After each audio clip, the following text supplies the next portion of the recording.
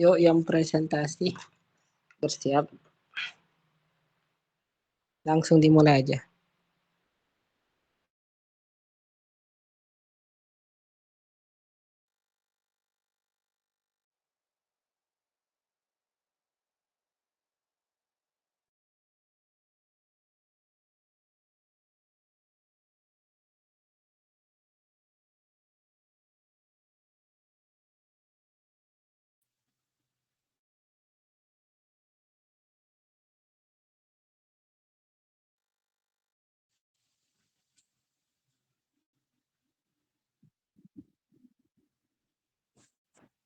Baik, bismillahirrahmanirrahim. Assalamualaikum warahmatullahi wabarakatuh.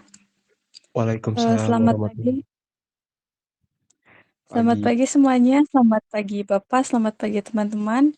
Di sini kami dari kelompok 4. Di sini kami akan mempresentasikan hasil diskusi kami mengenai populasi dan sampel pada mata kuliah probabilitas dan statistika.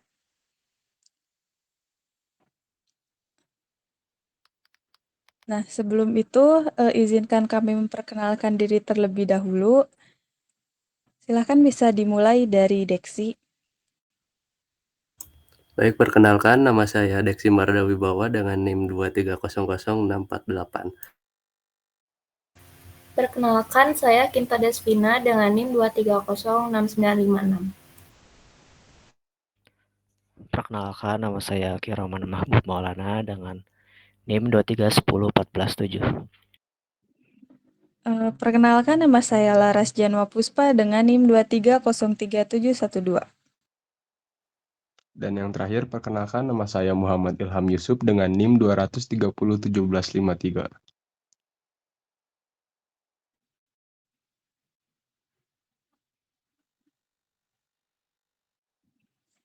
Baik, di sini kami memecahnya menjadi empat subbab materi, yaitu yang pertama populasi dan sampel, yang kedua teknik sampling, yang ketiga distribusi populasi, dan yang terakhir distribusi sampling. Nah, yang pertama di sini ada populasi dan sampel. Nah, apa sih populasi dan sampel itu? Nah, di sini ada populasi.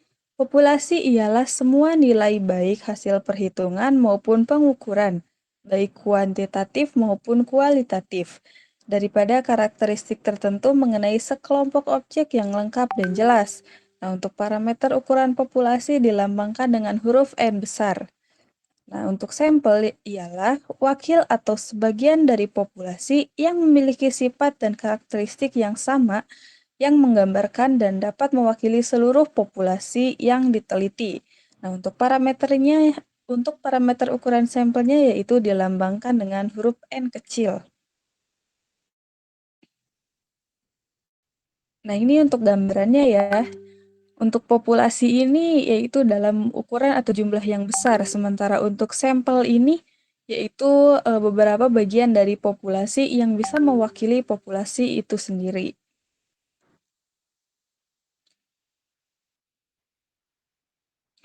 Nah, lalu apa sih perbedaan dari populasi dan sampel?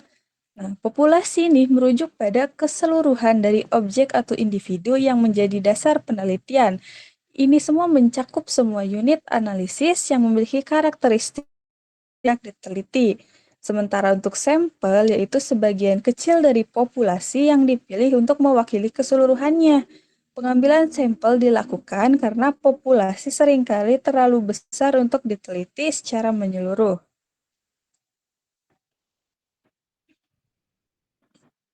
Nah, di sini ada lambang parameter dan statistik ya. Bisa teman-teman lihat saja di sini.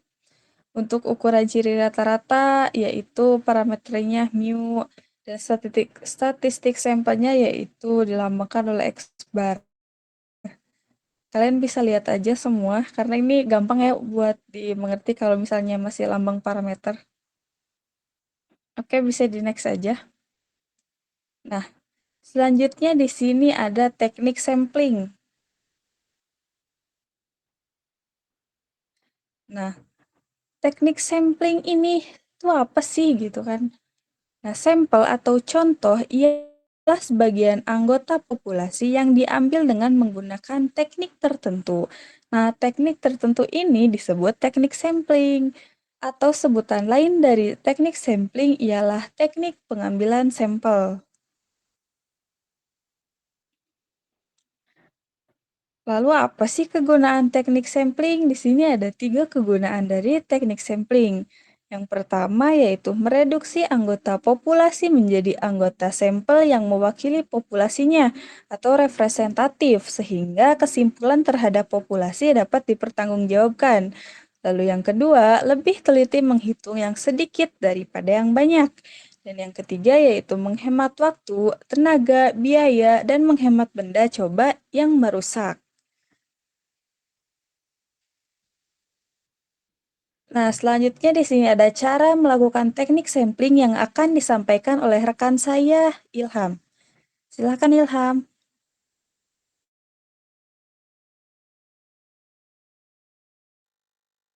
Baik, terima kasih atas kesempatannya.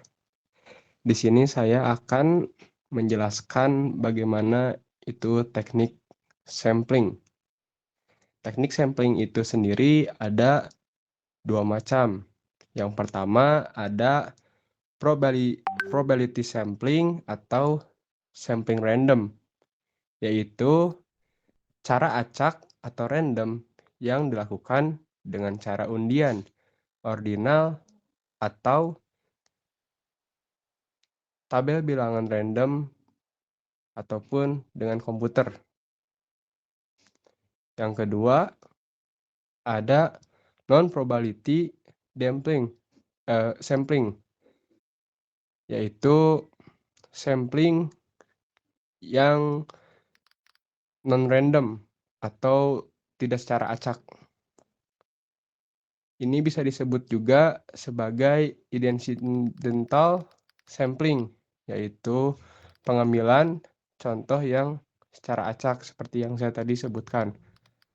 Lalu selanjutnya ada teknik sampling random. Teknik sampling random terdiri dari 4 macam.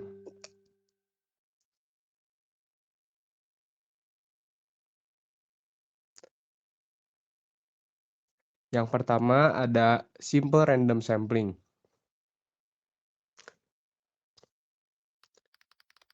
Ciri utama sampling ini yaitu di setiap unsur keseluruhan populasinya mempunyai kesempatan yang sama untuk dipilih. Caranya dengan menggunakan undian, ordinal, tabel, atau bilangan random.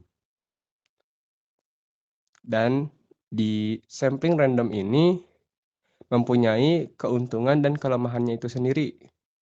Yang pertama, keuntungannya yaitu anggota sampel ini mudah dan cepat diperoleh. Dan yang kedua, kelemahannya yaitu sampel ini terkadang tidak mendapatkan data yang lengkap atau tidak sesuai dengan populasinya. Yang kedua, ada systematic random sampling. Teknik ini sebenarnya adalah teknik random sampling sederhana yang dilakukan secara ordinal. Artinya, anggota sampel dipilih berdasarkan urutan tertentu. Yang ketiga, ada teknik sampling bertingkat atau bisa disebut stratified sampling. Teknik sampling ini disebut juga dengan istilah teknik sampling berlapis atau berjenjang. Teknik ini digunakan apabila populasi heterogen yaitu adalah sumber data yang unsurnya memiliki sifat atau keadaan yang berbeda atau bervariasi, sehingga perlu ditetapkan batas-batasnya, baik secara kuantitatif, yaitu metode penelitian yang menggunakan angka, dan statik, pada pengumpulan serta analisis data yang dapat diukur. Dan yang kedua, maupun secara kualitatif, yaitu metode penelitian yang bersifat lebih menyelidiki hingga menghasilkan data yang tidak dapat diperoleh lewat prosedur statistik. Teknik sampling juga bertingkat yang terdiri atas kelompok-kelompok yang bertingkat penentuannya sesuai berdasarkan karakteristik tertentu. Misalnya, menurut usia, pendidikan, golongan, pangkat, dan lain sebagainya. Teknik ini akan semakin baik jika dilengkapi dengan penggunaan yang proporsional atau sama rata. Sehingga setiap tingkat diwakili oleh jumlah yang sebanding, Stratified Random Sampling yang ini bisa dilengkapi dengan proporsional yang disebut Proportional Stratified Random Sampling. Nah, di teknik sampling bertingkat ini juga mempunyai keuntungan dan kelemahannya itu sendiri. Yang pertama, keuntungannya yaitu menggunakan cara ini ialah anggota sampel yang diambil lebih representatif, yaitu sampel dari kelompok yang lebih besar yang secara akurat mewakili karakteristik populasi yang lebih besar. Kalau kelemahannya yaitu lebih banyak memerlukan usaha pengenalan terhadap karakteristik populasinya. Yang ketiga, yang keempat adalah ada cluster atau area sampling. Teknik sampling cluster atau cluster sampling ini juga bisa disebut sebagai teknik sampling daerah atau bisa disebut juga conditional sampling, restricted sampling. Teknik ini digunakan apabila populasi tersebar dalam beberapa daerah, provinsi, kabupaten, kecamatan, dan seterusnya. Pada peta daerah diberi petak-petak dan setiap petak itu diberikan nomor. Nomor-nomor itu kemudian ditarik secara acak untuk dijadikan anggota sampelnya. Tentunya di teknik sampling ini juga mempunyai keuntungannya ya, yaitu dapat mengambil populasi besar yang tersebar di berbagai daerah. Dan yang kedua, yaitu ada keuntungannya ada pelaksanaannya lebih mudah dan murah dibandingkan dengan teknik lainnya. Sedangkan untuk kelemahannya itu sendiri ialah teknik ini rawan bias. Bias itu di sini dalam arti systematic error. Adalah kesalahan yang terjadi secara konstan dengan tanda-tanda yang konsisten dan dapat diprediksi. Contoh sederhananya kita bisa ambil dari pengukuran waktu pada jam dinding yang berjalan terlalu cepat atau lambat. Jadi kesalahannya itu bisa diketahui, bisa dapat terjadi pada semua jenis penelitian. Dan ini terjadi karena kesalahan di dalam perencanaannya dan bagaimana penelitiannya dilakukan. Nah, jika kelompok-kelompok yang mewakili seluruh populasi dibentuk dan berdasarkan opini yang bias, maka kesimpulannya mengenai keseluruhan populasi juga akan menjadi bias. Jadi sama-sama bakaran jadi systematic error ya. Nah, oke, boleh slide selanjutnya.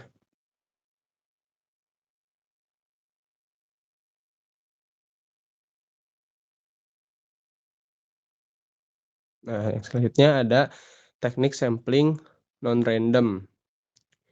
Yang pertama ada accidental sampling. atau bisa disebut dengan teknik sampling kebetulan. Ini bisa dilakukan jika pemilihan anggota sampelnya dilakukan terhadap orang atau benda yang kebetulan ada atau dijumpai.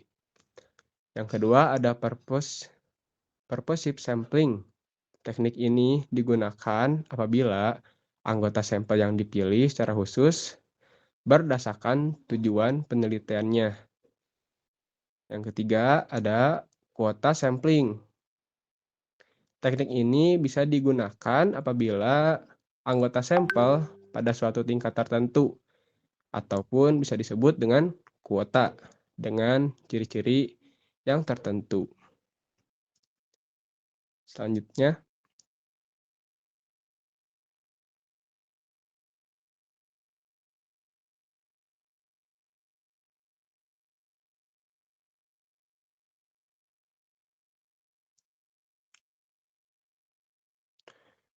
oh iya, oke. Oh ya teman-teman, tadi ada yang kekurangan ya. Sebenarnya ada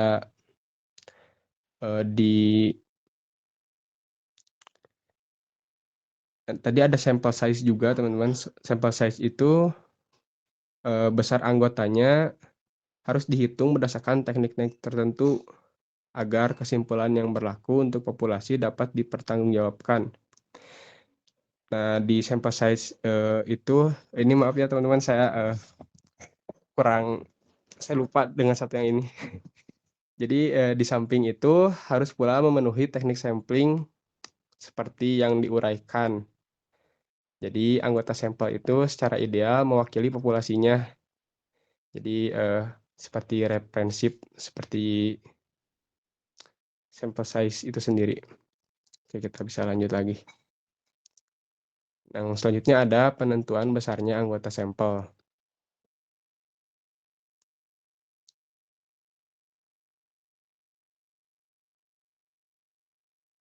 Oke. Yang pertama ada pertimbangan praktis. Ada unsur-unsur biaya, waktu, tenaga, dan kemampuan. Dan terdiri dari eksploratory atau penemuan atau penjajakan. Anggota sampel ini tidak perlu banyak atau untuk di explanatory atau harus menerangkan, maka anggota sampel harus lebih banyak. Jadi untuk melakukan pertimbangan praktis ini harus melakukan sampel yang lebih banyak. Nah, selanjutnya jika kita ingin memilih anggota sampel yang banyak, maka tingkat prediksi relatif tepat kesalahannya mentabulasi dan menghitung besar, relativitas besar, dan power meningkat, demikian pula sebaiknya. Ketepatannya semakin kecil kita memilih taraf atau signifikasi atau alfa, maka semakin banyak juga anggota sampelnya. Dan yang ketiga ada pertimbangan non-respon, yaitu perkiraan jumlah anggota sampel yang dapat dijadikan responden setelah seluruh anggota sampel dikurangi atau jumlah anggota sampelnya bisa dijadikan kelompok uji coba untuk instrumen penelitian.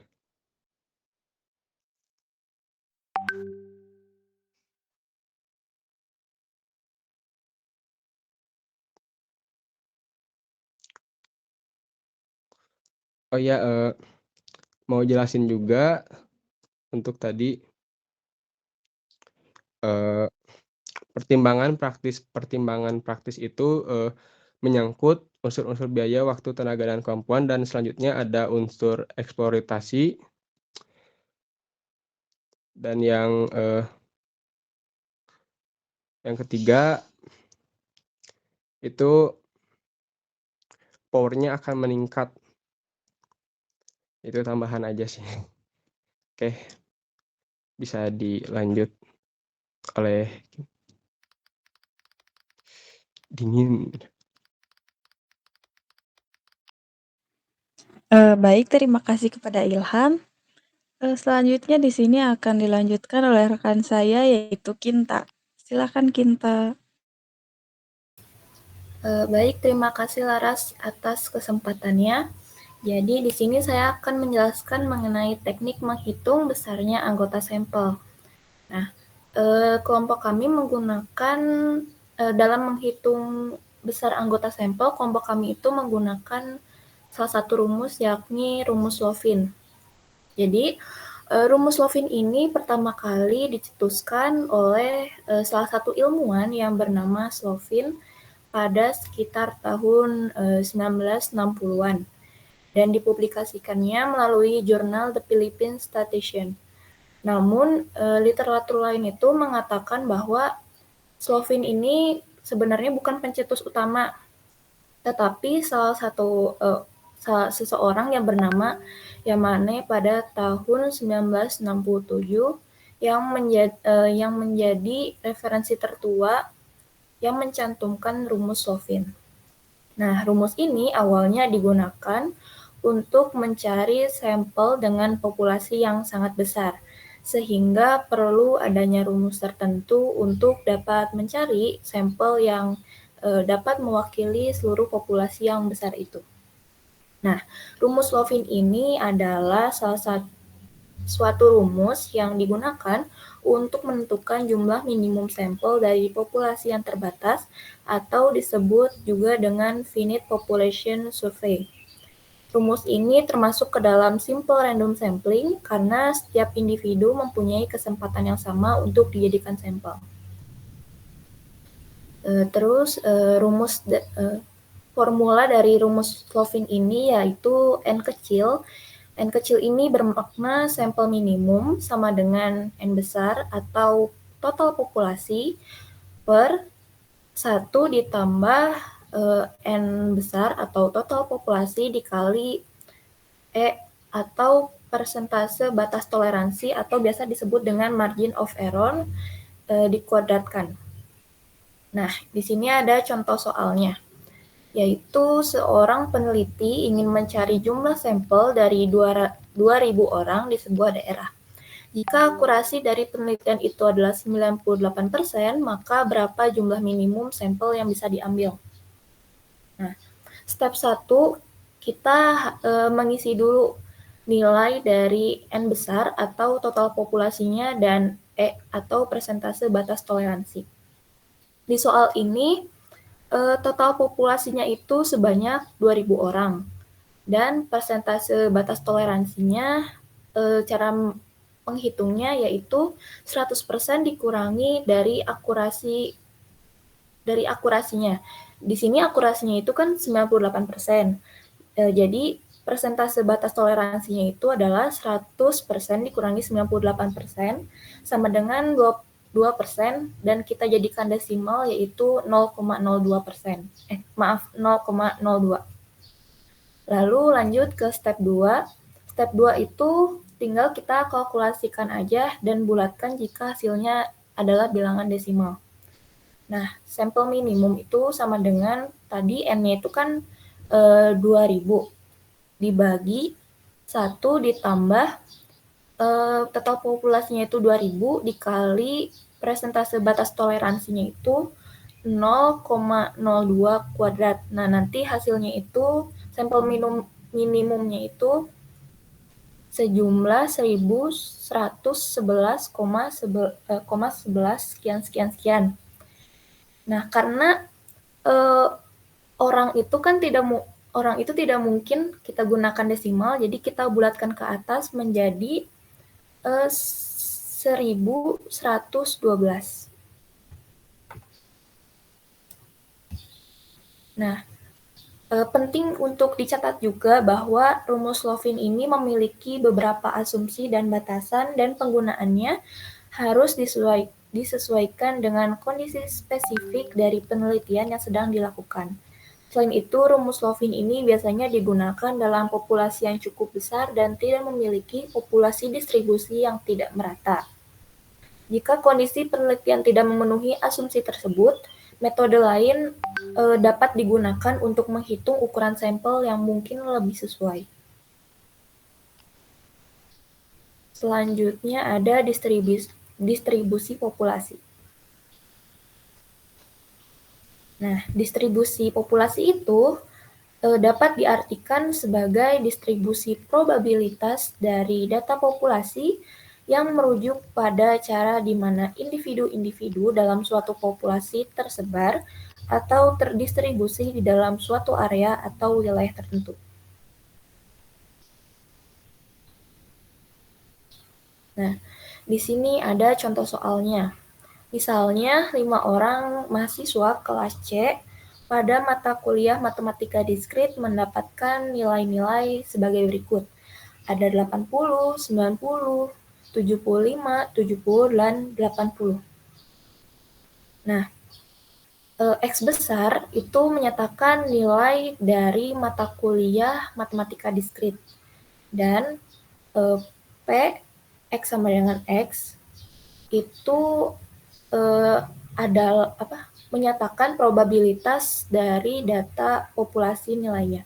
Nah, P, X sama dengan X ini dalam distribusi populasi merupakan kumpulan pasangan nilai-nilai variabel acak dari X yang menunjukkan kemungkinan atau peluang yang terjadi suatu nilai tertentu dari variabel acak X. Dalam distribusi populasi, Px sama dengan X ini adalah fungsi distribusi kumulatif yang menyatakan kemungkinan bahwa nilai X besar itu lebih kecil atau sama dengan X. Nah, Px sama dengan X ini bisa kita sebut juga sebagai Fx gitu. Nah, di sini cara menghitungnya itu misalnya di tabel ini yang pertama X pertama itu ada 70. Nah, dari nilai di sini 70 itu kan hanya ada 1 ya.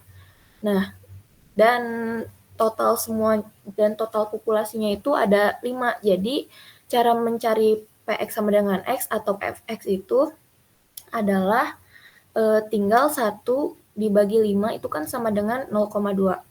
Sama dengan 75. 75 juga hanya 1. Tinggal 1 dibagi 5, hasilnya adalah 0,2. Lalu di sini ada X-nya itu 80, maka Fx-nya itu tinggal, di sini kan 80 ada 2 ya, 2 nilai. Jadi tinggal 2 dibagi 5 itu hasilnya adalah 0,4, dan terakhir ada 90. 90 ini ada 1 nilai, jadi tinggal 1 dibagi 5 hasilnya adalah 0,2. Jika di Fx ini ditambahkan semuanya itu hasilnya adalah 1. Nah, nilai rata-rata dari seluruh nilai di sini itu kan nilai rata-rata itu tinggal ditambahkan semuanya lalu dibagi dengan banyaknya anggota. Nah, di sini rata-ratanya itu berarti 80 ditambah 90 ditambah 75 ditambah 70 ditambah 80 dibagi anggotanya itu ada 5 sehingga nanti menghasilkan rata-rata sebanyak 79. Lalu ada standar deviasinya. Standar deviasinya ini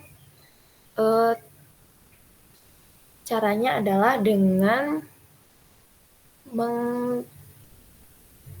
setiap nilai dikurangi dengan rata-rata lalu dikuadratkan dan semua nilai itu ditambahkan lalu dibagi dengan banyaknya anggota dikurangi 1 lalu diakarkan. Nah, di sini akan menghasilkan standar deviasinya menjadi 7,4162.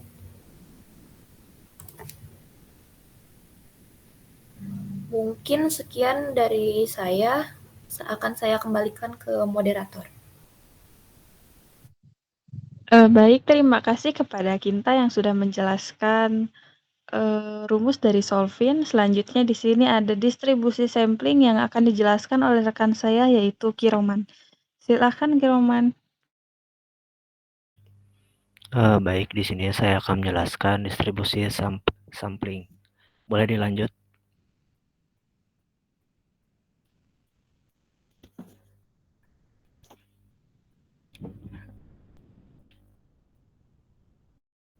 Distribusi sampling merupakan kumpulan nilai-nilai statistika yang sejenis lalu disusun dalam suatu daftar sehingga terdapat hubungan antara nilai statistik dan frekuensi statistika. Jadi secara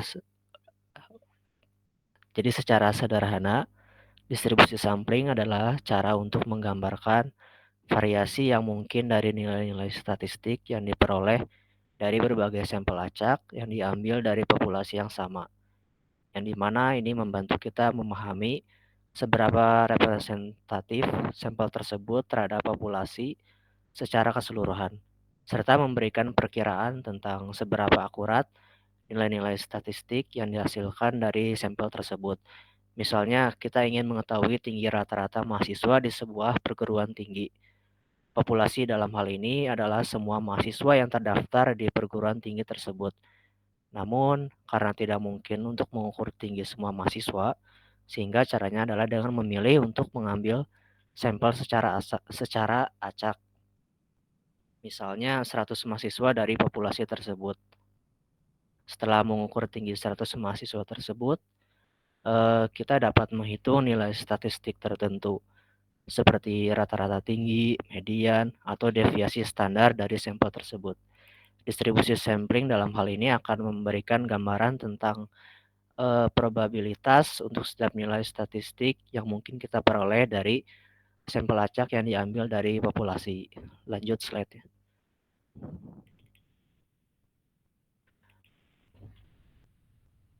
Selanjutnya ada distribusi sampling rata-rata. Distribusi sampling rata-rata adalah distribusi probabilitas dari rata-rata dari sejumlah sampel yang diambil dari suatu populasi. Dengan kata lain, distribusi sampel rata-rata memberikan pemahaman tentang seberapa representatif sampel-sampel tersebut terhadap populasi. Dan rata-rata dari distribusi sampel rata-rata memberikan perkiraan yang baik tentang rata-rata populasi.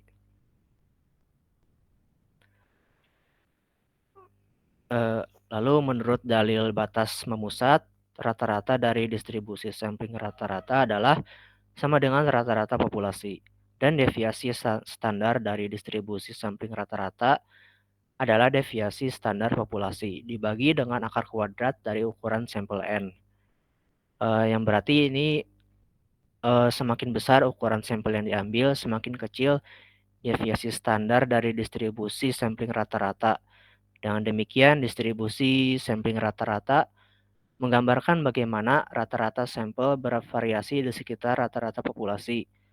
Dan dalil batas pemusat memberikan hubungan antara rata-rata dan deviasi standar dari distribusi sampling rata-rata dengan rata-rata dan deviasi standar populasi.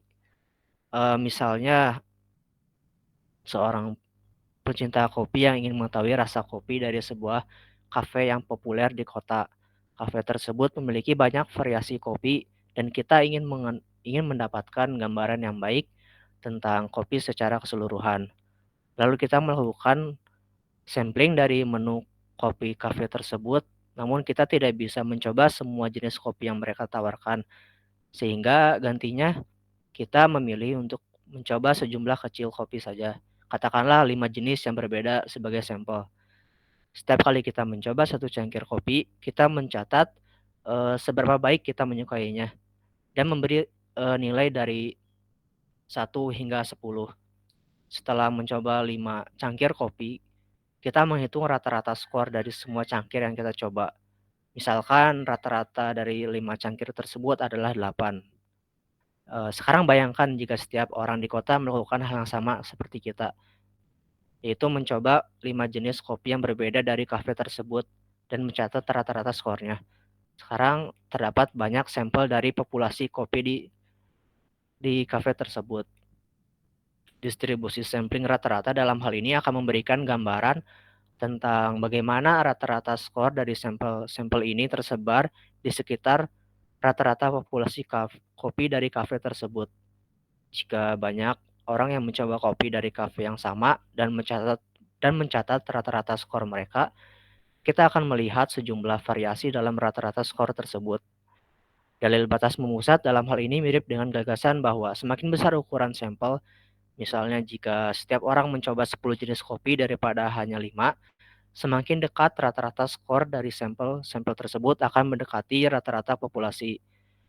Jadi ini sama aja seperti kita mengatakan bahwa semakin banyak cangkir kopi yang kita coba, semakin baik kita dapat menggambarkan rasa kopi secara keseluruhan dari kafe tersebut.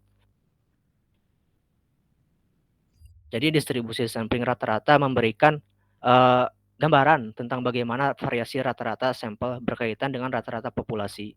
Dan dari batas pusat memberikan aturan untuk memahami bagaimana hubungan antara ukuran sampel, rata-rata, dan variasi dalam distribusi sampling rata-rata. Lanjut slide-nya.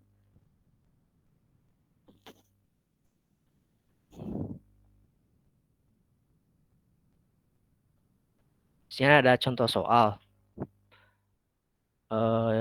Bank Pasti Aman menghitung tabungan seluruh nasabahnya. Setelah perhitungan, bank tersebut mendapati bahwa rata-rata tabungan setiap nasabahnya sebesar 2.000 dengan deviasi standar 600. Apabila seorang peneliti mengambil sampelnya sebanyak 100 nasabah, berapa probabilitas jika A. Rata-rata sampel akan terletak antara 1.900 dan 2.050. B. Rata-rata sampel akan lebih kecil dari 2.050. Dan C. Rata-rata sampel akan lebih kecil dari 1.900. Boleh lanjut.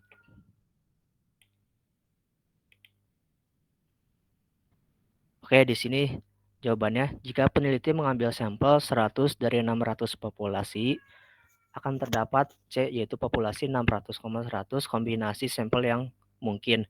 Dan kata lain akan terdapat sebanyak C, 600-100 rata-rata sampel. Yang dimana jumlah rata-rata sampel tersebut cukup banyak sehingga distribusinya normal. Distribusi sampling rata-rata ini memiliki rata-rata dan deviasi standar sebagai berikut, yaitu rata-ratanya yang tadi 2.000, lalu deviasi standarnya 600 dibagi 100 kuadrat itu 60.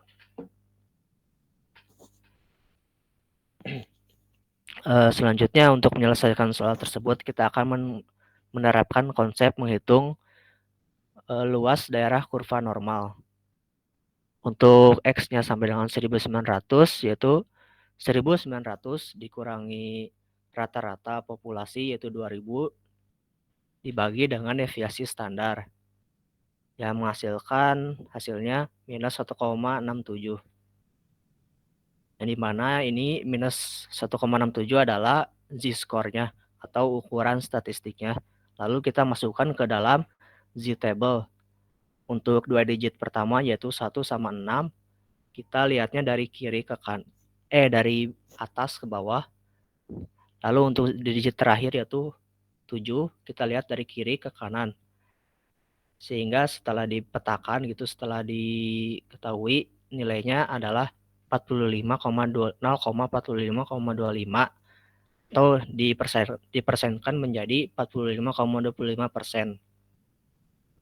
Lalu untuk X-nya sama dengan 2050 yaitu 2050 dikurangi sama tadi dikurangi rata-rata populasinya yaitu 2.000 lalu dibagi dengan deviasi standar sama dengan 0,83. Caranya sama dengan yang tadi, 2 digit pertama kita lihat dari atas ke bawah di tabel z-score-nya.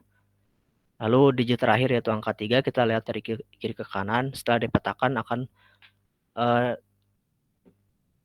hasilnya jadi 29,67%. Lalu setelah kita mendapat hasil kedua untuk X-nya 1.900 dan X-nya 1.250,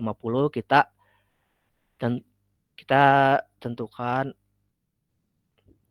rata-rata di antara 1.900 dengan 2.050 yaitu dengan cara menambahkannya, yaitu 45,25% ditambah 29,67% sama dengan 74,9%. Ini artinya bahwa terdapat kemungkinan 74,9% rata-rata di antara nilai 1.900 dengan 2.050. Lanjut slide-nya. Untuk yang B, sendiri sama jawabnya seperti yang tadi. Untuk X-nya untuk S-nya kurang dari 2050 berarti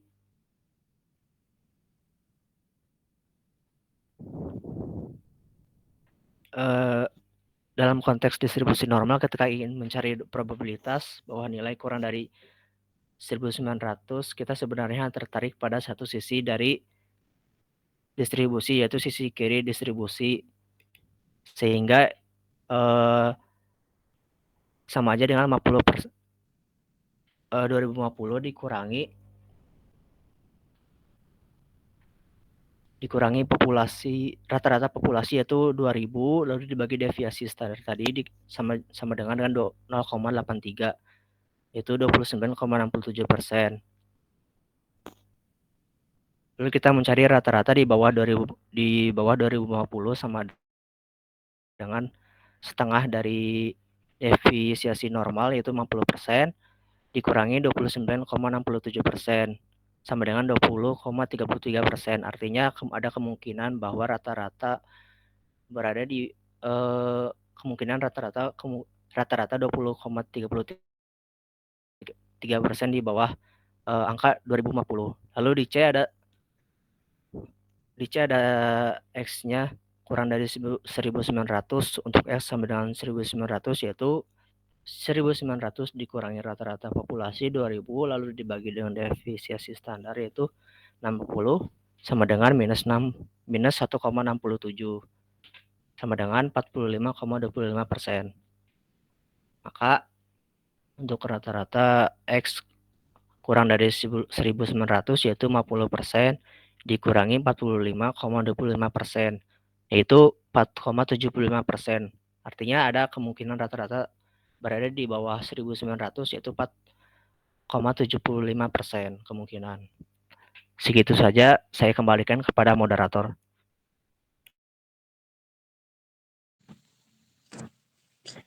Baik, terima kasih kepada Kiroman yang sudah menjelaskan distribusi sampling.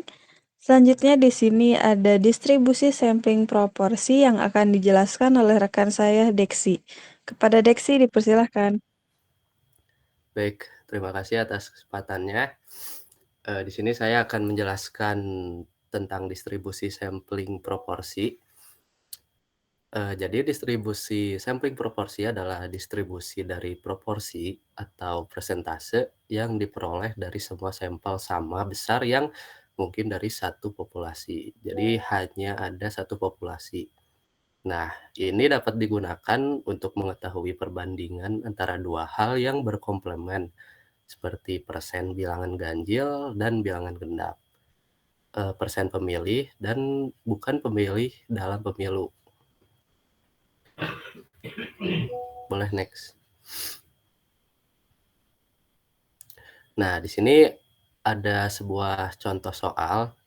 Jadi, misalkan diberikan sebuah populasi dengan N sama dengan 3, yakni terdiri atas 1, 2, dan 5.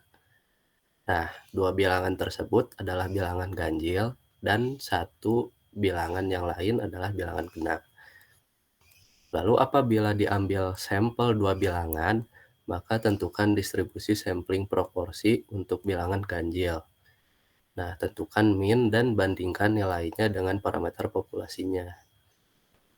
Boleh next. Nah, untuk menjawab pertanyaan tersebut, jadi perhitungan untuk populasi yaitu proporsi bilangan ganjil sama dengan jumlah bilangan dibagi ganjil jumlah populasi. Nah, yaitu tadi 2/3. Nah, 2/3 ini dihasilkan jadi 0,667. Nah, lalu selanjutnya untuk perhitungan untuk sampel, contoh untuk sampel 1,1 gitu misalkan. Nah, proporsi bilangan genap atau sampel 1,1 yaitu sama dengan jumlah bilangan ganjil pada sampel dibagi jumlah total bilangan pada sampel, yaitu sama dengan 2 dibagi 2 yaitu sama dengan 1. Nah, jadi untuk distribusi sampling proporsinya yaitu sama dengan proporsi X PX sama dengan 0,667. Boleh next.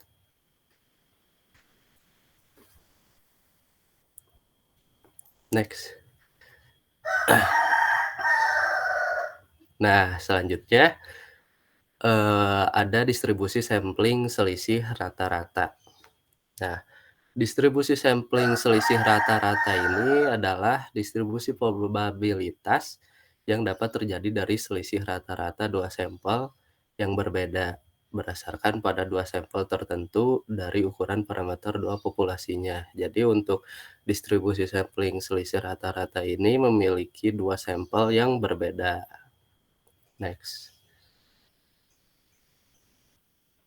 Nah, untuk rumusnya sendiri yaitu untuk menentukan nilai bakunya yaitu Z sama dengan X bar 1 dikurang X bar 2. Lalu dikurang mu X bar 1 dikurang X bar 2. Dibagi sigma X bar 1 dikurang X bar 2. Lalu untuk menentukan nilai rata-ratanya yaitu mu X bar 1 dikurang X bar 2 sama dengan mu 1 dikurang mu 2. Nah, lalu selanjutnya untuk menentukan simpangan bakunya yaitu sigma X bar 1 dikurang X bar 2 sama dengan akar dari sigma 1 kuadrat per N kecil 1 ditambah sigma 2 kuadrat dibagi N kecil 2. Nah, jika sigma 1 kuadrat dan sigma 2 kuadrat tidak diketahui, maka dapat menggunakan standar deviasi dari sampel. Nah, selanjutnya. Nah, di sini ada satu contoh soal lagi. Nah, jadi pegawai perusahaan Global Network Inspection pada divisi inspeksi pembongkaran mempunyai gaji rata-rata sebesar $4.300 per bulan. Nah, sedangkan divisi inspeksi pengangkutan mempunyai gaji $3.750 per bulan. Setelah dihitung, diperoleh rata-rata hitung dari deviasi kuadrat setiap gaji terhadap gaji rata-rata divisi inspeksi pembongkaran yaitu $52.000. Nah, sedangkan divisi inspeksi pengangkutan sebesar $19.500. Nah, bila diasumsikan diambil sampel random pada divisi inspeksi pembongkaran sebanyak 90 orang dan divisi inspeksi pengangkutan 75 orang, berapakah probabilitas selisih rata-rata gaji dari dua sampel lebih besar dari $500? Nah, untuk menjawab pertanyaan tersebut, jadi diketahui divisi inspeksi pembongkaran yaitu memiliki mu 1 yaitu tadi $4.300 dan untuk sigma 1-nya itu $52.000. Nah, untuk N-nya yaitu tadi adalah 90 orang. Nah, untuk divisi inspeksi pengangkutan tadi itu yaitu 3.750. Jadi bisa ditulis mu 2-nya. Lalu untuk sigma yang keduanya yaitu $3.700 dan untuk N-nya itu tadi 75 orang. Nah, ditanyakan yaitu X bar 1 dikurang X bar 2-nya itu lebih dari 500 kan. Nah, untuk menjawabnya yaitu mu X bar 1 dikurang X bar 2 yaitu sama dengan mu 1 dikurang mu 2. Jadi tadi $4.300 dikurangi 3.750. Jadi sama dengan 550. Nah, lalu selanjutnya menghitung sigmanya yaitu sigma 1 per N1 ditambah sigma 2 per N2. Nah, kita mendapatkan nilai tadi yaitu 5.200 per 90 ditambah 3.700 per 75. Lalu kita akarkan dan mendapatkan hasil 32,7278 sekian. Nah, setelah itu setelah mendapatkan nilai tersebut, kita mencari nilai bakunya, yaitu 500 dikurang 550 per 32,72778 sekian. Lalu kita mendapatkan nilai negatif 1,52775 atau sama dengan negatif 1,53. Nah, di sini kita bisa melihat gambar tersebut. Jadi luas kanan atau 0 itu sama dengan 0,5000 untuk 0 ke kanan. Nah, untuk luas dari 0 ke Z itu kita mendapatkan negatif 0,4370. Nah, untuk luas kanan Z-nya yaitu 0,9370. Nah, jadi probabilitas selisih rata-rata gaji dari dua sampel lebih besar dari $500, yaitu adalah 0,9370 atau bisa disebut 93%, 93,70%. Bisa di next. Lalu selanjutnya. Tolong dipercepat ya. Dexis, tolong dipercepat. Baik, Pak. Nah, untuk selanjutnya distribusi sampling selisih proporsi. Jadi distribusi sampling selisih proporsi adalah dapat terjadi dari selisih proporsi dua sampel yang berbeda. Jadi sama seperti yang tadi, cuman bedanya di proporsi. Boleh di next. Mungkin untuk rumusnya nanti kita sambil sekalian di contoh soalnya. Next. Nah, pada contoh soal di sini ada Alia dan Desi akan melakukan sebuah pertandingan pelemparan skipping uang logam. Desi akan menang bila memperoleh 8 sisi gambar lebih banyak daripada Alia. Jika diasumsikan mereka diberikan kesempatan masing-masing melempar uang logam sebanyak 40 kali. Nah, berapa peluang Desi memenangkan pertandingan ini? Berilah saran apakah Desi akan ikut dalam pertandingan atau tidak jika harapan kemenangannya harus sebesar 15% atau lebih. Nah, untuk menjawabnya yaitu diketahui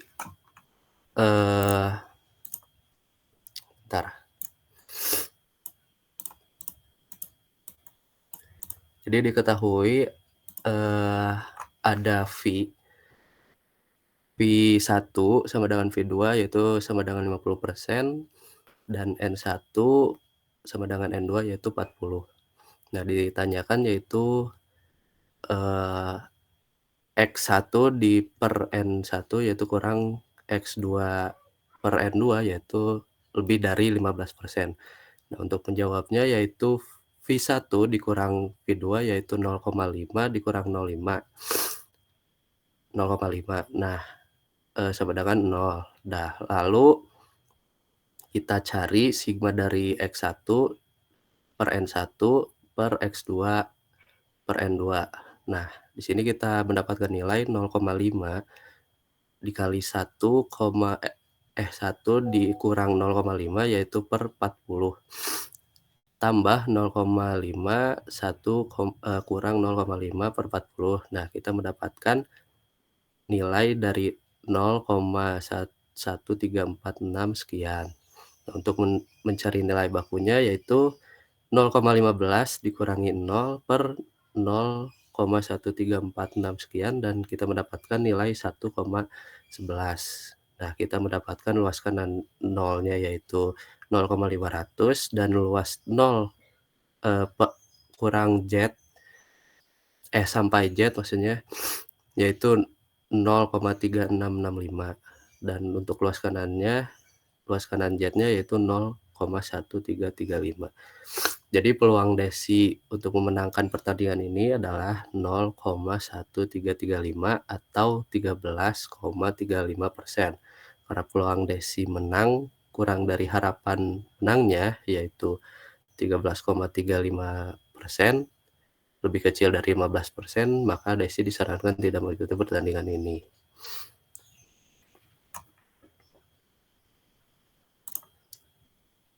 Mungkin cukup sekian dari penjelasan saya kembalikan ke moderator. Baik, terima kasih kepada Lexi yang sudah menjelaskan. Selanjutnya di sini ada sesi diskusi, tapi karena waktu, Bapak apakah ada sesi diskusi atau di-skip saja? Maksimum 2. Oke, baik. Teman-teman, silakan apabila ada yang ingin ditanyakan atau ada yang ingin menambahkan, boleh ya.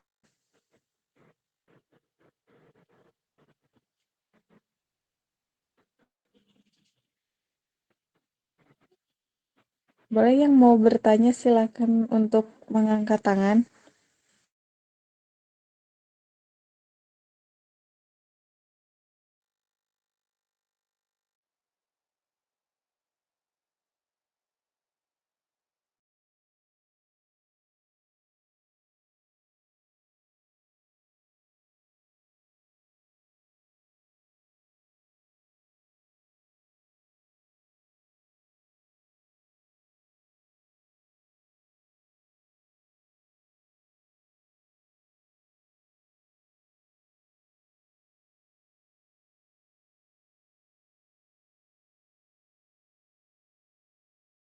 Yuk bertanya.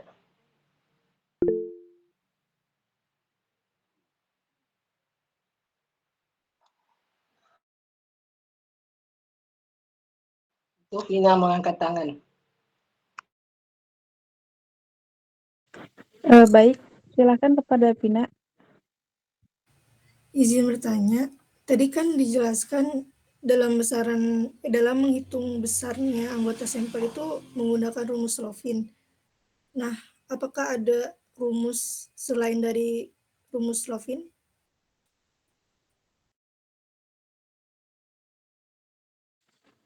Baik, terima kasih atas pertanyaannya.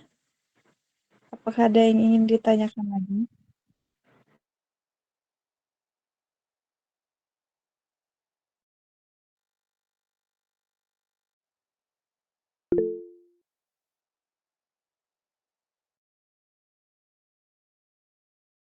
Mau tanya?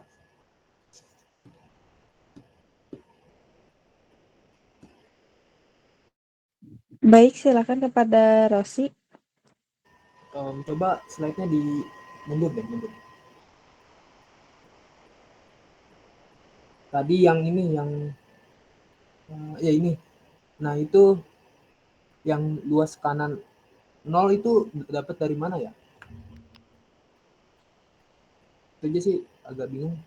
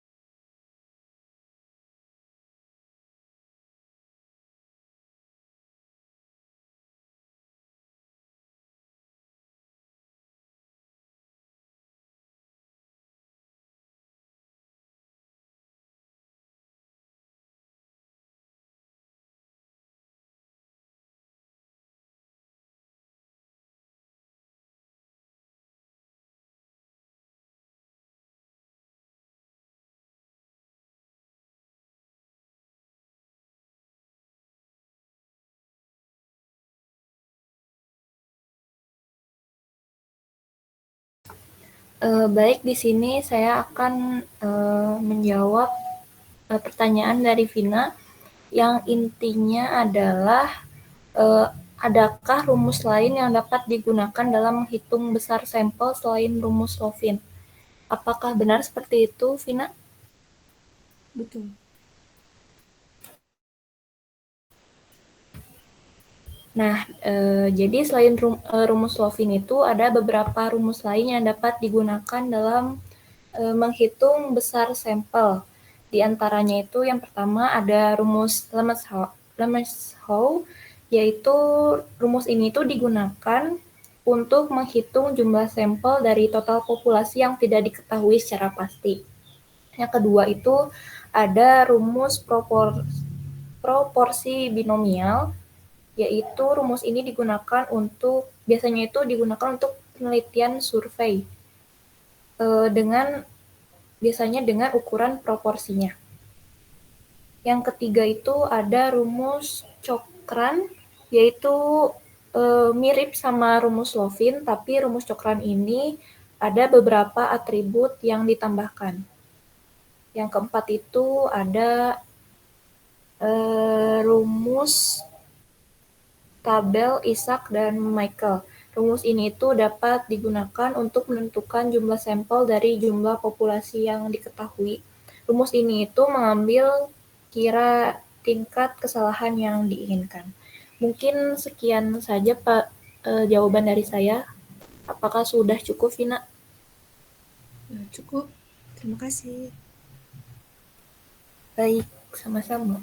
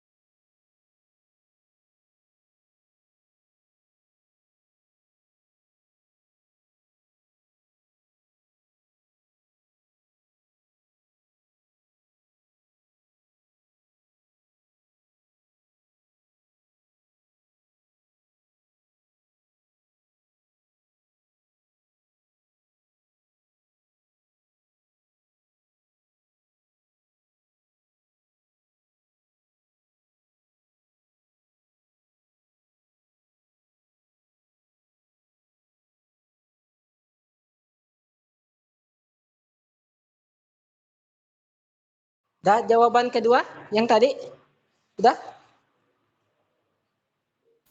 Baik Pak, jadi untuk jawaban yang luas kanan 0 itu sebenarnya saya kurang paham karena dari hasil yang didapatkan gitu, 0,5 ribu itu didapatkan dari mana gitu. Kalau misalkan luas kanan Z itu kan 0,9370 itu kan dari penjumlahan dari 0,5 ribu dan 0,4370 gitu. Nah, mungkin itu Pak saya kurang mengerti. Oke, saya yang jawab. 0,5 itu sebenarnya untuk kurva normal, karena dia berada di tengah, berarti otomatis dia setengah kan. Coba teman-teman diperhatikan dengan kurva normal. Itu kan kurva normalnya dibagi dua, pas di tengah. Kalau pas di tengah berarti kan setengah. Setengah berapa nilainya setengah? 0,5 kan? Nah itu dasarnya.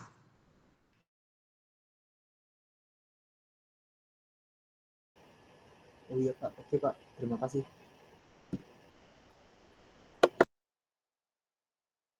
Oke, cukup ya. Saya yang ditutup dulu moderator. Baik, terima kasih kepada penanya dan juga terima kasih kepada Bapak yang sudah membantu menjawab. Sekian presentasi dari kelompok kami. Mohon maaf masih banyak kekurangan. Sekian dan terima kasih. Wassalamualaikum warahmatullahi wabarakatuh. Waalaikumsalam warahmatullahi wabarakatuh. Oke, teman-teman semua, terima kasih atas presentasinya ya, utamanya untuk kelompok penyaji hari ini. Oke, yang pertama ada 2 hal yang ingin saya sampaikan terkait dengan yang pertama permaterian hari ini, yang kedua terkait dengan UTS ya. Minggu depan itu sudah masuk ke pertemuan 8. Jadi yang saya bahas dulu UTS dulu ya. Sebentar saya bahas yang pemateriannya.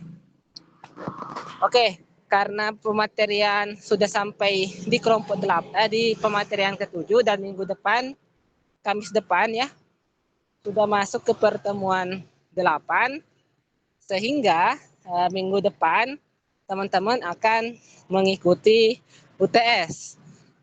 Sudah siapkah? Insya Allah, Pak. Oke, kalau sudah siap, sekarang saya ingin jelaskan dulu gimana sih gambaran UTS-nya. UTS-nya mau online atau offline?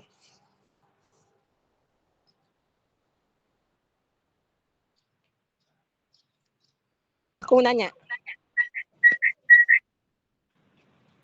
Online, Pak. Nggak mau offline aja.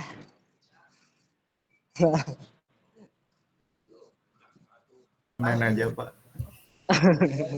Ya udah, bentar ya, bentar.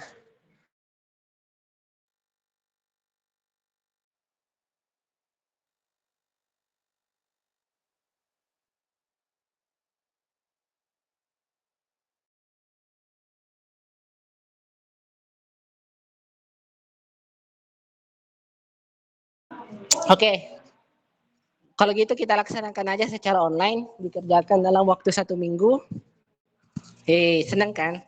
Soalnya dalam bentuk kayak soal isai gitu ya, sekitar 10 nomor lah. Sekitar 10 nomor dikerjakan dalam waktu 1 minggu. Kemudian nanti saya upload minggu depan, tanggal berapa ya, hari Kamis depan lah, dikerjakan 1 minggu. Dan sampai di pertemuan 9 lah. Nah, pertemuan 9 tetap nanti akan presentasi lagi. Itu aja ya untuk gambaran untuk UTS-nya. Jadi online dikerjakan 1 minggu saya rasa cukup. Meskipun soalnya 10 nomor.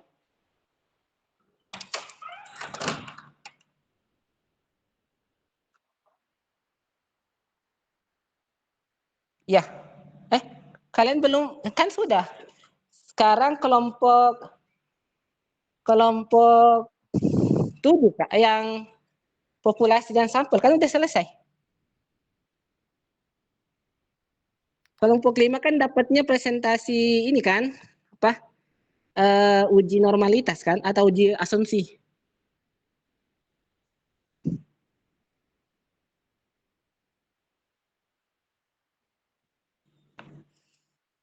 Ya, itu pertemuan 9. Oke, sip. Itu aja. Nanti pertemuan 9 untuk kelompok 5. Selanjutnya, itu UTS sudah clear ya. 1 minggu online kerja soal. Supaya kalian, materinya ada beberapa, lebih kebanyakan ya saya ambil dari distribusi sampel. Jadi kayak yang dijelaskan Rex dan teman-teman, Dexi dan teman-teman, itu banyak soal yang masuk di situ. Termasuk yang distribusi normal itu lumayan banyak soalnya. Oke, jadi slide-nya Dexi dan teman-teman itu dipelajari. Tapi soal-soal yang kemarin juga ada beberapa, tapi tidak terlalu banyak. Seperti misalnya soal terkait distribusi binom, Poisson juga ada, tapi cuma 1 aja. Cuma 1. Oke, yang selanjutnya ingin pematerian yang saya ingin mengomentari pematerian dari Dexi dan teman-teman itu udah bagus ya, komplit, sangat banyak slide-nya tapi tidak berulang informasi yang sama. Bahkan menambahkan informasi supaya lebih mudah dipahami oleh pendengar gitu ya. Jadi secara umum penyajiannya sangat bagus kalau menurut saya. maksimal ya, pengasahannya juga bagus. Dari segi performa juga bagus, slide bagus, jadi komplit lah untuk presentasi untuk hari ini. Selanjutnya beberapa hal yang ingin saya sampaikan terkait dengan apa sih populasi dan sampel ini. Intinya bahwa ketika misalnya kita ingin melakukan sebuah penelitian dengan populasi yang sangat banyak, tentu kita tidak mungkin mengambil semua populasi itu dalam sebuah penelitian. Kita pasti membutuhkan sampel. Kenapa tidak bisa mengambil semua populasi? Yang pertama pasti terkendala dengan waktu. Yang kedua terkendala dengan biaya. Yang ketiga biasanya terkendala dengan kesiapan si peneliti dan calon responden yang akan kita teliti, sehingga kita membutuhkan sampel. Sampel ini kemudian harus disesuaikan dengan kebutuhan masing-masing, dengan kondisi tertentu, dengan margin of error-nya juga ya dipertimbangkan, kayak kesalahannya beberapa persen, penyimpangan marginnya. Sehingga kalau teman-teman sering lihat di Quickon, di lembaga-lembaga survei kan ada tuh margin of error-nya berapa. Itu biasanya kalau menggunakan rumus Kohran ya, sebagian besar itu menggunakan Kohran, itu ditentukan nilai alfanya mau berapa. Biasanya sih alfanya yang dipakai adalah 0,05. Jadi penyimpangannya sekitar 5% ya derajat kesalahannya. Selanjutnya terkait dengan perumusan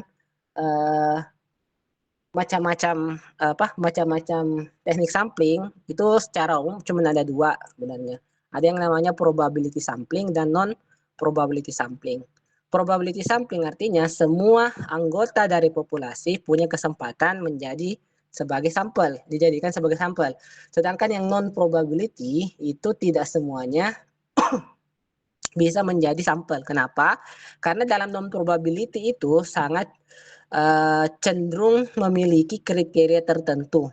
Jadi meskipun misalnya di anggota populasi itu banyak, ada 1.000 orang, tapi belum tentu 1.000 orang itu bisa dijadikan sampel, tergantung apakah 1.000 orang dalam populasi itu memenuhi kriteria yang ditetapkan dalam penelitian. Beda dengan probability. Kalau probability mah semuanya bisa, hayu gitu. Tinggal apakah dia berkesempatan dipilih atau tidak. Terus yang bertugas memilihnya siapa? Ya si peneliti. Ya, yang memegang kekuatan untuk memilih siapa yang akan dijadikan sampel itu si penelitinya, atau seseorang yang akan melakukan, atau seseorang yang akan memilih mereka sebagai sebuah sampel. Itu aja sih. Yang terakhir terkait dengan populasi dan sampel ini akan banyak kaitannya juga untuk materi-materi setelahnya ya, untuk uji asumsi klasik, kemudian uji parameter rata-rata dan seterusnya. Karena untuk materi setelah UTS kita akan banyak bergulat di data interval dan rasio. Tapi rata-ratanya sih data yang akan digunakan ke depan setelah UTS adalah mengoperasikan atau menganalisis data-data interval. Itu saja penambahan dari saya. Selebihnya sudah bagus semua. Sebelum kita tutup, ada yang ingin ditanyakan?